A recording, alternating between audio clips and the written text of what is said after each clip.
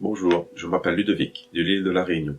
Je vais vous faire mon témoignage au sujet de ma rencontre avec mon Sauveur et Seigneur Jésus-Christ. Avant, je vivais vraiment dans le péché. J'étais alcoolique. J'avais une voiture sportive, je faisais tout et n'importe quoi.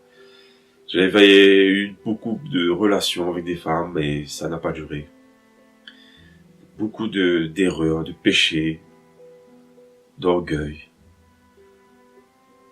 Mais ma vie a été changée radicalement après cette rencontre avec mon Sauveur. C'est une parole certaine et entièrement digne d'être reçue que Jésus-Christ est venu dans le monde pour sauver les pécheurs dont je suis le premier.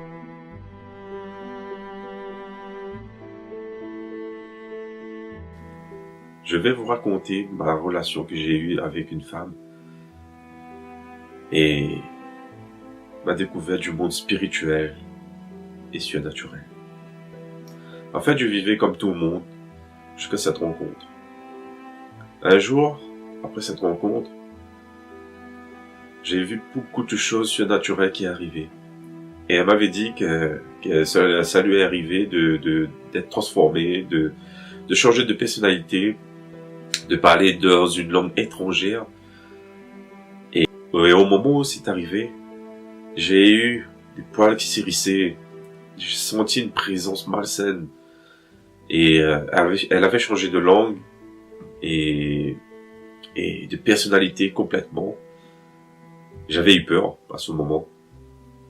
Et je voulais juste partir parce qu'on commençait à habiter ensemble. Et au moment où j'ai décidé de rester avec elle, beaucoup de choses encore s'est déroulé. Il y avait des lumières qui s'allumaient, qui clignotaient la nuit.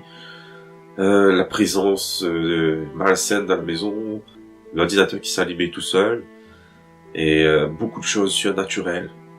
J'aimais quand même cette personne et j'ai essayé de faire des recherches, des choses pour elle, mais elle trouvait ça normal, car sa famille trouvait cela normal aussi, après des années, parce que cette entité leur disait que d'aller à l'église catholique, d'aller prier, et pour eux c'était normal. Et un jour, on s'est séparés, et elle m'avait dit que cette entité lui a donné son nom. Et comme moi, j'étais vraiment quelqu'un qui cherchait la vérité dans le monde, avec tout ce qui se cache derrière la façade du monde. Mais moi, j'étais pas vraiment concentré sur le Seigneur, pas trop de recherche sur le Seigneur. Et un jour, elle m'a donné le nom de son entité. Et c'était Légion. J'avais fait une recherche sur Internet au sujet de Légion et je suis tombé sur un passage de la Bible où Jésus chassait les démons. Et ce démon aussi, c'était Légion et il les a chassés dans des ponts. Car Jésus lui disait « Sors de cet homme, esprit impur ». Et il lui demanda « Quel est ton nom ?»« Légion est mon nom, lui répondit-il, car nous sommes plusieurs. » Et quand je lui ai dit que c'était un démon, que c'était dans la Bible, elle a commencé à avoir peur et on a essayé de chercher des solutions. On est parti voir un prêtre catholique qui lui a pas donné vraiment de solution. Ensuite, elle est partie pendant une semaine à un séminaire catholique, charismatique, je crois. Et quand elle est revenue, elle m'avait dit que son entité était partie, le démon était parti, et malheureusement, elle n'était plus la même. Elle était revenue comme vide, complètement vide, sans amour, sans bonté, sans miséricorde, sans rien. Et elle n'avait pas vraiment de fruits, en fait. Et ensuite, je me suis senti délaissé, complètement délaissé. Elle est repartie une deuxième fois, revenue pareil, mais encore pire. Et je me permets de le dire parce que je peux juger les fruits, parce qu'elle n'en avait pas. Et on a eu beaucoup de disputes. Et ensuite, j'étais pas quelqu'un de bien non plus envers elle. Pour dire, je la méritais pas non plus. à cause de beaucoup de choses, de mon travail, de mes manières, et tout cela. Et je m'en suis voulu à moi-même. Et un jour, je lui ai menti. J'avais bloqué l'internet parce que sa fille faisait du bruit. Mais quand je suis sorti et que je suis revenu, je pensais que l'internet était revenu. Elle m'avait demandé si c'était moi qui l'avais bloqué. Et je lui ai dit non pour pas la vexer. Mais elle savait que c'était moi. Et à ce moment-là, j'avais menti. Et s'ensuit une dispute le lendemain. Et puis elle m'a demandé de partir. Je me suis tellement rendu coupable. J'étais vraiment déçu, mais par moi-même. J'avais cette envie de suicide. Et j'ai pris ma chaîne, que j'avais une chaîne avec une croix. Et quand j'ai pris cette chaîne et que je l'avais détachée, la croix était restée sur le dernier maillon et je suis resté figé devant. Je lui ai dit, Seigneur, je te mérite pas. Et j'étais devant cette chaîne. Et j'ai remis la chaîne, calmé, surnaturellement. Et je suis parti. Elle m'avait déposé, sans regret, sans remords. Et une semaine après, je suis tombé en dépression sur mon lit, la nuit, et j'ai dit au Seigneur de prends ma vie parce que j'en pouvais plus. C'était vraiment entre le suicide et le néant. Mais comme j'avais quelques notions quand même, je me disais que si je me suicidais, il y avait peut-être l'enfer. Parce que j'avais vécu ces choses surnaturelles et démoniaques. Donc je disais, Seigneur, prends ma vie, j'en pouvais plus. C'était vraiment horrible.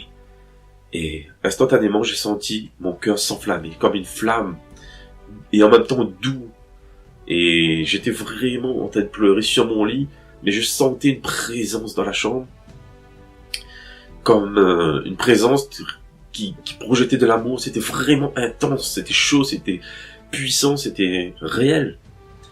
Cette présence était tellement là que j'avais tendu ma main, et c'était vraiment fantastique.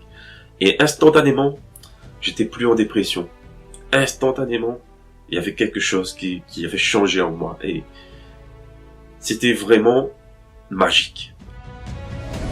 Vous me chercherez et vous me trouverez si vous me cherchez de tout votre cœur. Je me laisserai trouver par vous, dit l'Éternel. Surnaturel, vraiment de l'amour, de la puissance de Dieu. Et à ce moment-là, j'ai eu une transformation et je ne savais pas quoi encore. Et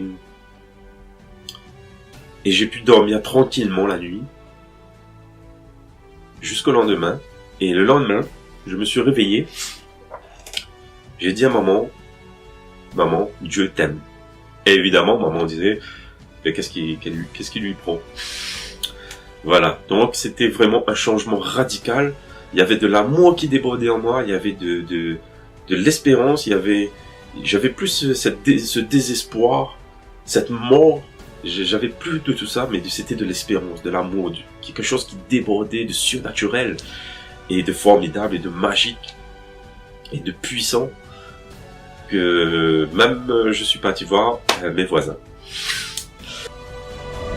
Je vous donnerai un cœur nouveau et je mettrai en vous un esprit nouveau. J'ôterai de votre corps le cœur de pierre et je vous donnerai un cœur de chair. Je mettrai mon esprit en vous et je ferai en sorte que vous suiviez mes ordonnances et que vous observiez et pratiquiez mes lois. Le lendemain, j'aimais plus ni mon travail. Je faisais de l'infographie, des images 3D. C'était ma passion. J'avais ouvert mon entreprise et je faisais tout cela tous les jours. C'était mon passe-temps, c'était ma passion. Le lendemain, j'ai détesté mon travail. Toute cette passion a été réduite à néant. Je détestais mon travail. J'avais une voiture sportive. J'ai détesté ma voiture. J'avais plein de passions. J'ai détesté mes passions. En fait, j'aimais plus rien du monde.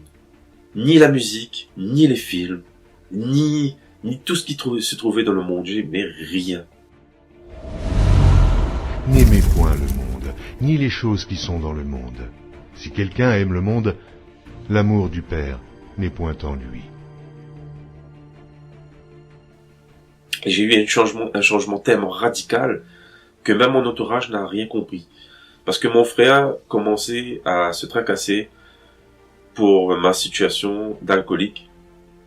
Et pendant cette semaine, j'ai eu un changement tellement radical que il y avait une fête, je me rappelle plus quelle fête, mais maman avait mis des boissons sur la table, l'alcool, et mon frère me regardait et m'avait vu prendre un jus et non de l'alcool. Il était choqué et je lui ai dit, je vais raconter mon témoignage.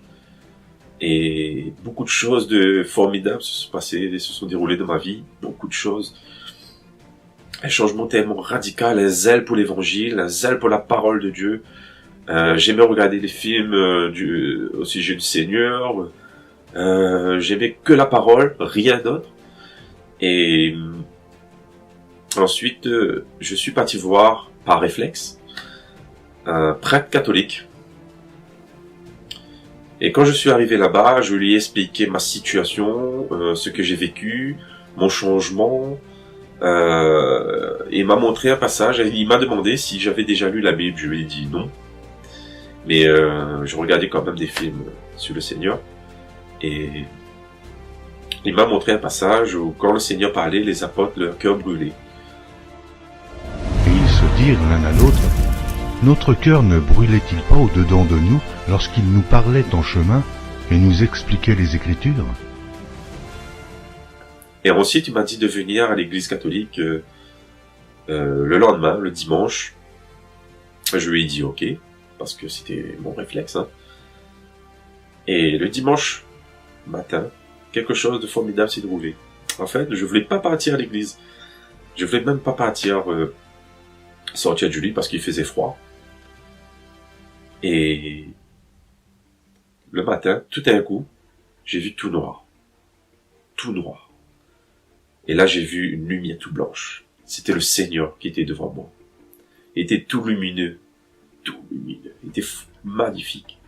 Et il m'a dit d'une voix, réveille-toi et viens. C'est pour cela qu'il est dit, réveille-toi, toi qui dors. Relève-toi d'entre les morts et Christ t'éclairera. Et j'ai sauté du lit parce que c'était tellement réel, c'était quelque chose de surnaturel et la voix venait directement vers moi et c'était tellement fantastique.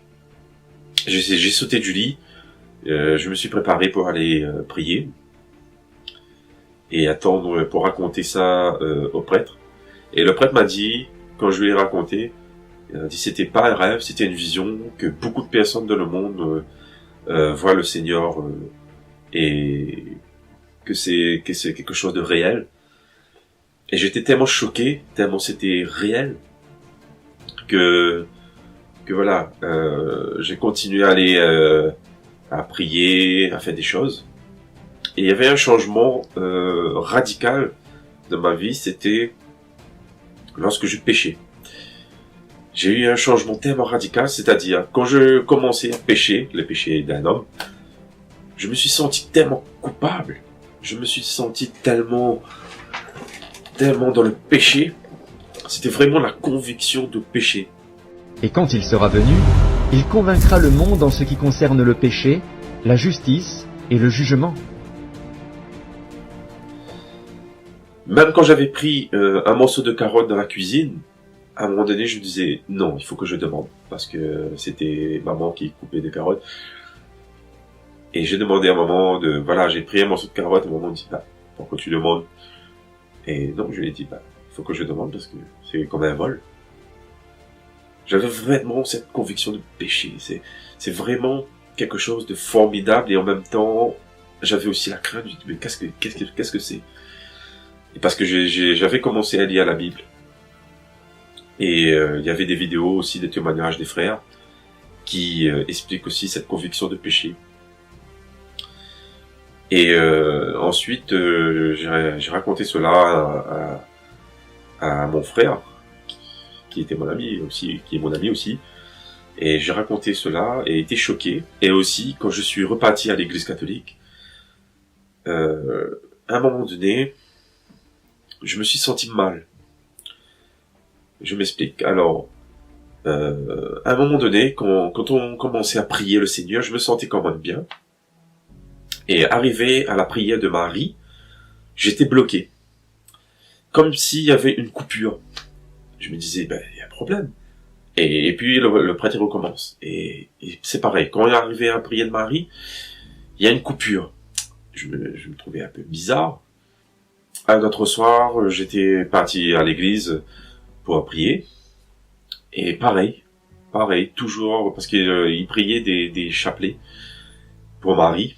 Et je me suis senti très bizarre, comme s'il y avait un problème, comme si c'était vraiment horrible. Un autre jour, j'ai demandé au prêtre, comment ça se fait que quand je prie Marie, ça coupe, parce qu'il connaissait ma situation. Il m'a dit non, nous, on a les catholiques, on a la chance d'avoir Marie, c'est elle qui intercède pour nous, c'est elle qui écrase la tête du serpent, c'est elle qui nous emmène au paradis, en gros. Je lui ai dit, c'est écrit dans la Bible, ça?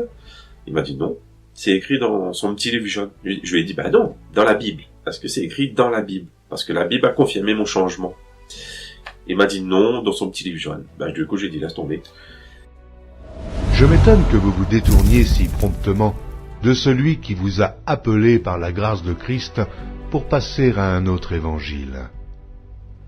Non pas qu'il y ait un autre évangile, mais il y a des gens qui vous troublent et qui veulent renverser l'évangile de Christ. Mais, quand nous-mêmes, quand un ange du ciel annoncerait un autre évangile que celui que nous vous avons prêché, qu'il soit anathème. Et je suis parti. Et ensuite, chez moi, je lui ai demandé, Seigneur, il y a quelque chose qui cloche dans ton église. Je sais pas c'est quoi, mais montre-moi. Et ça n'a pas attendu longtemps. J'ai eu une réponse. En fait, c'est comme un voile qui est tombé. Un voile qui est tombé qui m'a montré l'idolâtrie.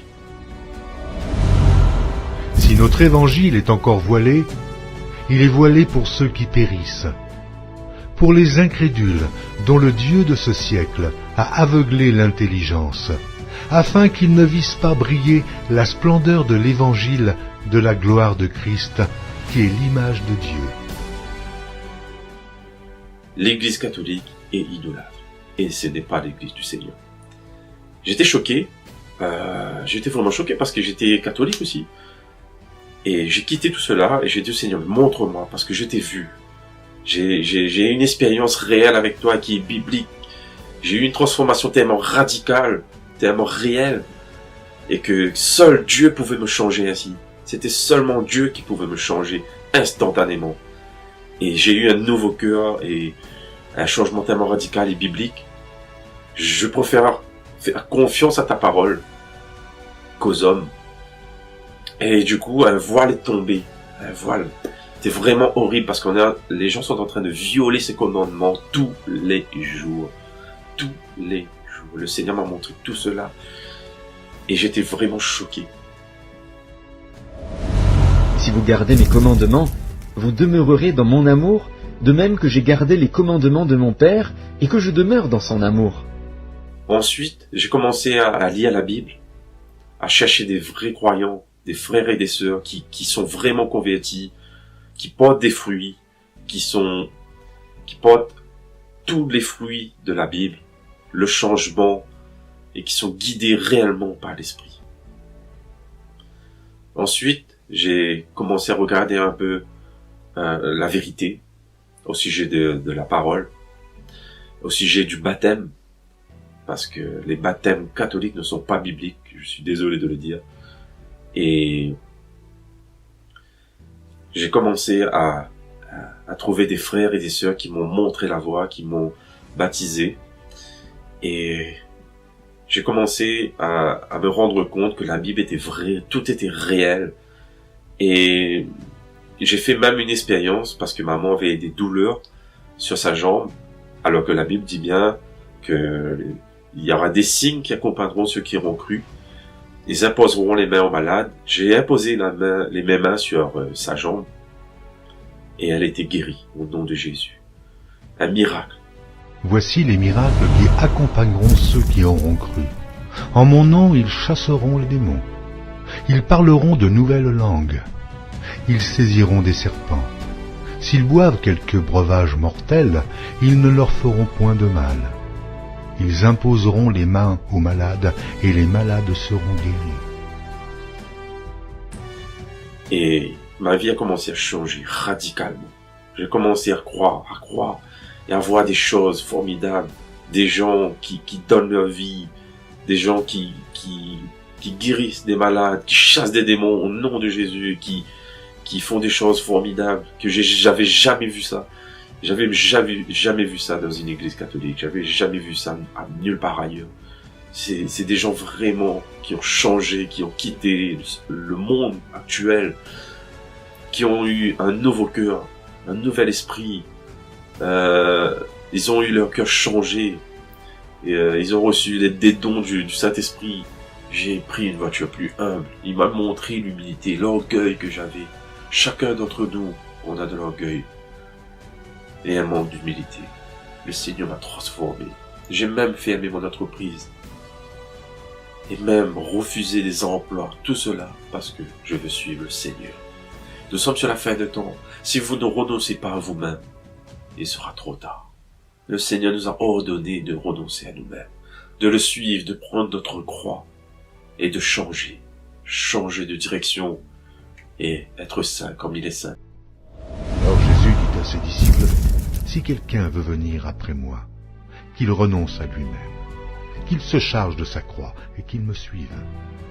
Car celui qui voudra sauver sa vie la perdra, mais celui qui la perdra à cause de moi la trouvera. » Les gens sont en train d'être transformés. Des milliers de personnes, peut-être des centaines de milliers sont encore transformés aujourd'hui. Sont-ils devenus fous? Non. Ils ont trouvé le chemin. Thomas lui dit, « Seigneur, nous ne savons où tu vas. Comment pouvons-nous en savoir le chemin ?» Jésus lui dit, « Je suis le chemin, la vérité et la vie.